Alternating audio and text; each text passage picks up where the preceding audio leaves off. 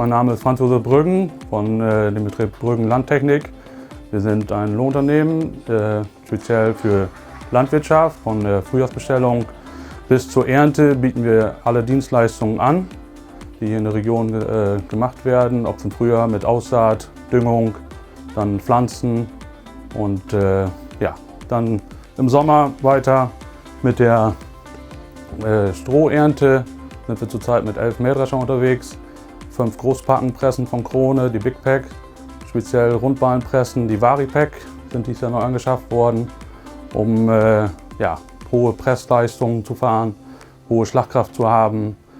Sprich die Varipack, wir haben sie im letzten Jahr ausprobiert, haben dieses Jahr dann die neue bekommen. Und die überzeugt uns eigentlich quasi mit der hohen Flächenleistung, hohen Pressdichte, auch wenn wir schnell wechseln wollen. Zwischenzeitlich noch Heu pressen. Dann kann man ganz schnell vom Terminal oben auf Weichkern umstellen. Die Pressdichte kann man von oben sauber einstellen und ist von dem Fahrer auch über den Monitor sehr einfach und gut erklärt. Kann man genau sehen, der Ballen ist aufgeführt in dem Display und da kann man dann die Pressdichte verstellen und auch die Ballengröße verstellen.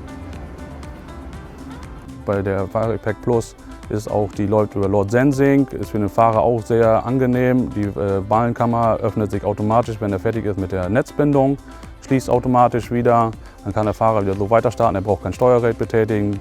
Macht die Presse alles komplett automatisch. Das war auch ein sehr gutes Kaufargument für uns, dass die Maschine die Abläufe vom Netz einschießen bis zum Auswurf des Ballens automatisch macht, dass der Fahrer da nicht groß eingreifen muss und das sauber durchläuft.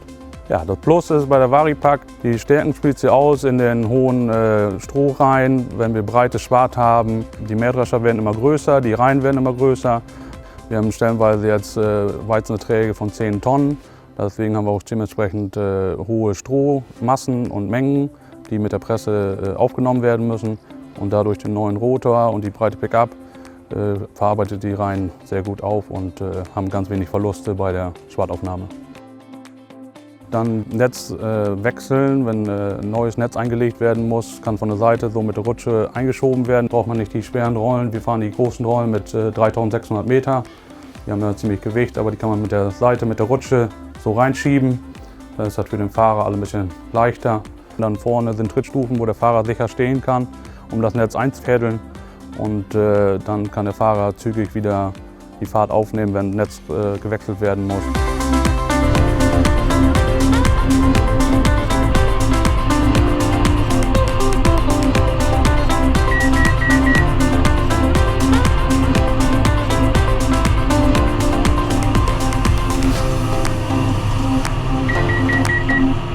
Mein Name ist Jürgen Thien. Ich bin jetzt gerade momentan am Rundballenpressen mit der Krone Varipack 190 XC Plus. Die fahre ich jetzt die zweite Saison. Letzten Saison habe ich mit der Varipack ungefähr 4.500 Ballen gepresst. Ich kann jetzt hier eine Ballengröße bis 1,90 Meter einstellen. Hauptsächlich aber fahren wir bloß die Größen von 1,30 Meter bis 1,85 Meter. Wir setzen die Varipack hauptsächlich bloß im Stroh und im Heu ein. Für die Silageballen setzen wir die Comprima ein. Was mir besonders gefällt an dieser Presse ist, dass ich auch bei hoher Geschwindigkeit noch einen sehr hohen Pressdruck erzeugen kann.